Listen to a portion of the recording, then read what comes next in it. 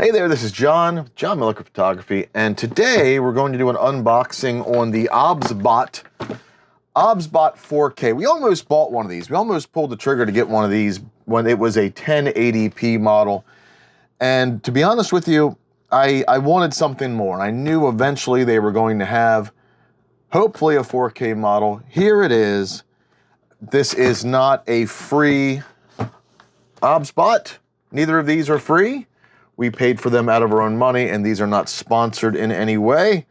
Therefore, if it sucks, I'm going to let you know. The OBSBOT is a 4K web camera. However, it's got a trick up its sleeve. This 4K web camera allows you to decide to have it follow you, and it has a little bit of a movement. Actually, it's got a lot of bit of a movement. I don't know exactly what the rotation angle is on it. And what this will do is it will follow you. You can actually put a gesture up for it to zoom in on you, or a gesture for it to follow you and also unfollow you. Here it is, the OBSBOT. Ooh, nice and slow. There we go. Ooh, little funky there. Video calls with freedom, it says. Let's see what's in here first. Probably some kind of a manual. Okay, thank you for giving me something that will be basically torn instead of not. And it's a pretty chunky manual. Well, maybe not. Hold on a sec. Gestures description, connection suggestions. It asks for a USB 3 port or a USB 2 port with an additional DC port. Do you remember those old... I have one around here somewhere. Do you remember those old... Here they are. Those old CD, DVD burner drives, the USB guys, and it has a USB mini in there, and it would have a cable that plugs into a USB and another cable that pulls power. That's what that kind of reminds me of. But I'm going to test it out and make sure that it does work with that. But if you're plugging it into a USB 2 port, you will need to give it external power from another port, or I believe they give you a power brick as well. This one here, it's a warranty doodad right here.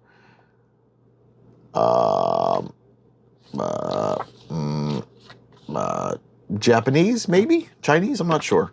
But this one here, it's got your gestures, some little tips. Got a nice user manual here.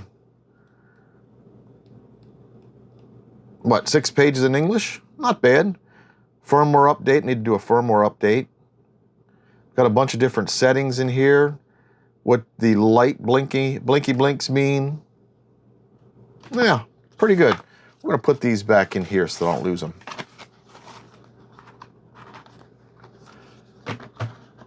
Nice. Now in here, we've got a nice, very nice little carrying case. I'm gonna put all this stuff back. Got a really nice little carrying case here. Doesn't smell funky. A little handle. I'm not exactly sure how much you're really gonna use that. Seems like it's rattling around a little bit. I don't think it's gonna be very, very, very secure in that sense. And here we go. Let's see what we've got. In the plastic. Let's see what's in here. In one side is your USB to power port, in case you, as they say, do not have a USB 3 port. Likely because USB 3 can give you a little bit more power. We also have a USB-C to USB-C cable. Cables are sticky, like that kind of funky plastic sticky that you sometimes get with imported products. I'm not sure I would use these. I would, if I need to use that, fine. But for a regular USB-C, I've got much better cables than that. Is that it? No, we've got some more stuff in here. Oh, this is a USB 2.0 to USB-C little doodad here. And that way, if you need to do USB 2 through the cable. You can add this as well. I'm not sure if this is going to power from a USB 3 USB-A port or not, but I'll test that out for sure. Inside the main part of the camera, again, I'm not really sure you're going to be, because I'm guessing that's how it came, but when I opened it up, it was already out and thinking about starting trouble. But what this is this goes on the back of your laptop screen. It's a magnet doodad, and you can put that on a, let's use this old technology that we don't use anymore, but you can put that on the back of a laptop screen like here. They give you a sticker. Yeah, I'm not putting that on my laptop permanently. It seems like it would. It seems like it should hold with, even without it, maybe. I don't know. Your mileage may vary, but yeah, just make sure if you have it up and you don't have it stuck, don't let this thing fall. Thank you, USB optical disc burner. Here is the camera. It seems to go around. Let's see how far this goes around. Yeah, not quite, not quite 360, but pretty darn good. And you're going to put the front of the OBSBOT towards you, and then that will give you the biggest range of motion.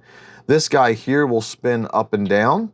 One of the features of this is that once you're done with the camera, you can set a timeout so that the camera automatically hangs its head in shame and stops videotaping you and kind of gets rid of the connection. This is for LED lights.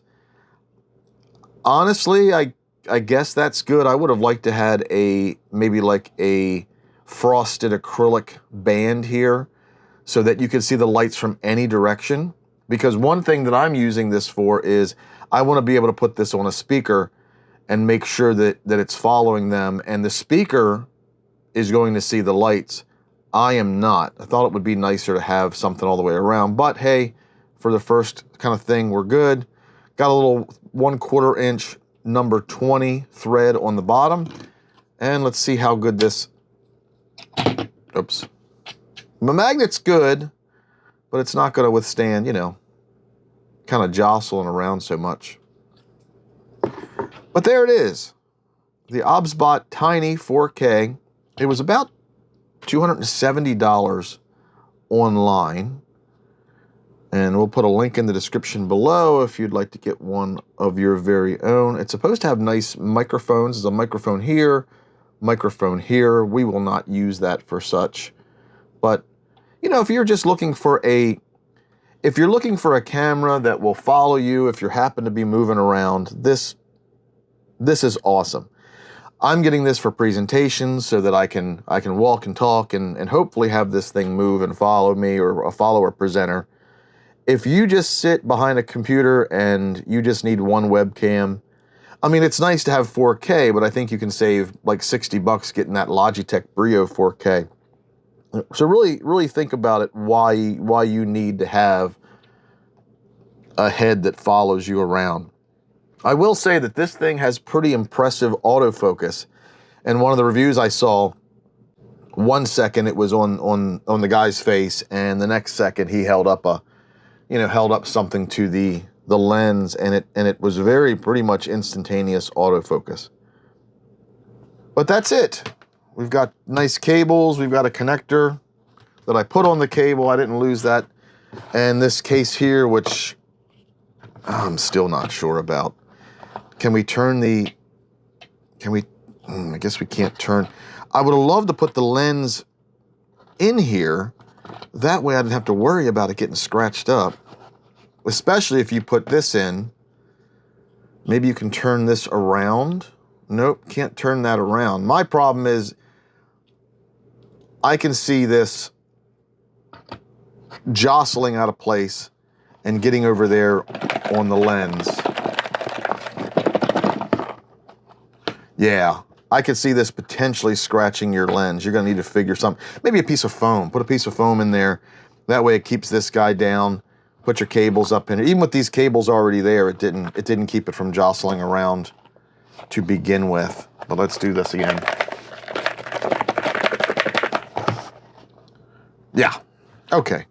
There you go. This is the OBSBOT Tiny 4K, and this is the unboxing for that. We're going to probably do a little bit of a review video on the quality at some point. But for now, there you go. If you think you're going to be moving around and you need to have your webcam follow you, perfect. This camera seems to have a little bit better quality than the Logitech Brio, and you're paying maybe $70, $80 more just for the fact that it can go up, down, left, and right. It's got nice autofocus. But if you don't need a follow camera, then save your money and go with the Logitech.